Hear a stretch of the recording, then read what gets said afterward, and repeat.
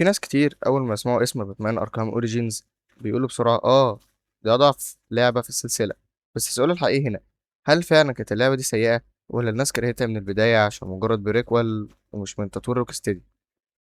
خليني أقولك حاجة، أركام أوريجينز يمكن تكون أكتر لعبة اتظلمت في سلسلة أركام كلها. أول حاجة لازم نفهمها، اللعبة نزلت بعد باتمان أركام سيتي، وده كان كارثة عليه لأن أركام سيتي وقتها كانت بالنسبة للناس لعبة كاملة، الجيم بلاي ممتاز، القصة عظيمة، الجو عام أسطوري، فالناس كانت مستنية ثورة جديدة. لكن لما أوريجينز نزلت، الناس حست إنها نفس اللعبة، نفس أسلوب القتال، نفس شكل المدينة، ومن هنا بدأ الهجوم.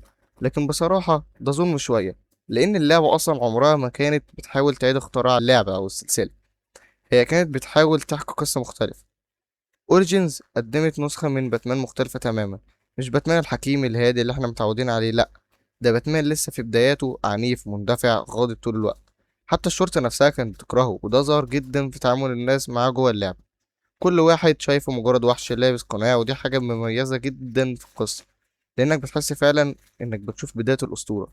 وفكرة اللعبة نفسها كانت جامدة، بلاك ماسك حاطط جايزة ضخمة على راس باتمان، وتمن قتلة محترفين نازلين يصطادوه في ليلة واحدة.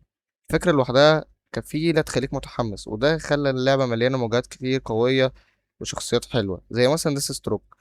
وعلى سيرة المواجهات، خلينا نتفق إن ديس ستروك في اللعبة دي قدم واحدة من أعظم البوس فايتس في تاريخ السلسلة كلها.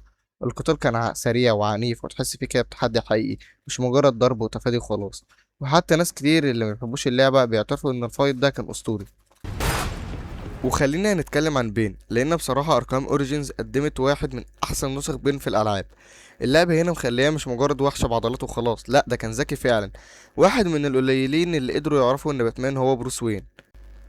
وفايت بين الأخير يحسسك إنك داخل حرب فعلا، مش مجرد بوس فايت وخلاص. اوريجينز كانت من آخر المرات اللي فيها شفت بين وحسيته تهديد حقيقي لباتمان. وفي حاجة ناس كتير بتنسى تتكلم عنها، جو اللعبة. جسم المتغطية بالتلج والكريسماس كانت مديالك فايب مختلفة جدا، تحس المدينة كئيبة لكن جميلة في نفس الوقت. وده خلى اللعبة ليها هواية خاصة بعيدة عن باقي أجزاء أركهام. بس المشكلة الحقيقية إن اللعبة أول ما نزلت كانت مليانة مشاكل تقنية زي الجليتشات، دروب فريم، ومشاكل كتير ضايقت الناس وقتها، وده دمر سمعتها من البداية. ومع الوقت بقى الناس بدأت تقرر إن اللعبة وحشة من غير حتى ما تلعبها. لكن اللي يضحكك إن بعد سنين ناس كتير رجعت تلعبها تاني، وفجأة بقى في كلام زي استنى، دي فعلا كانت لعبة جامدة. وده اللي بيحصل دلوقتي فعلا مع جمهور أركهام. ناس كتير بدأت تعترف إن اللعبة كانت underrated بشكل ظالم.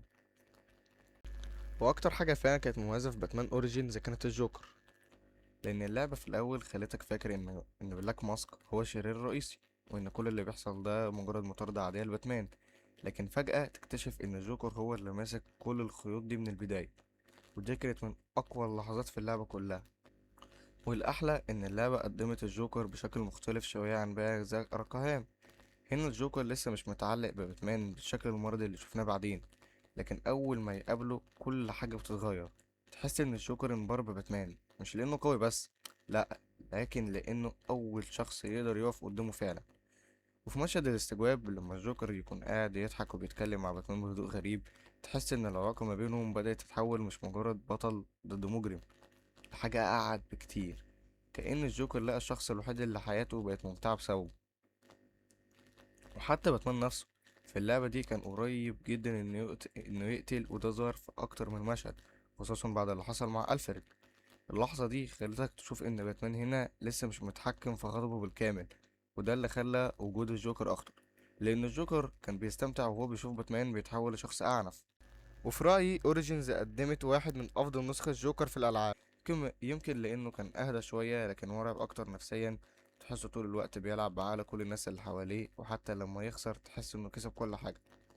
والغريب إن الناس كتير بتقول إحنا زهقنا من الجوكر، لكن أول ما لعبوا أوريجينز رجعوا يحبوا الشخصية تاني، لأن اللعبة ركزت على الجانب النفسي بينه وبين باتمان أكتر من الأكشن نفسه. وفي الاخر يمكن اركام اوريجينز ما كانتش اللعبة الاضخم ولا الاكثر تطورا، لكنها كانت من اكتر الالعاب باتمان اللي فهمت العلاقة بين باتمان والجوكر، وده لوحده مخلي اللعبة تستحق احترام اكبر كتير من اللي هي واخداه. وبس كده، ولو عجبك الفيديو متنساش الاشتراك واللايك. وبس كده، اشوفكوا في فيديو جديد.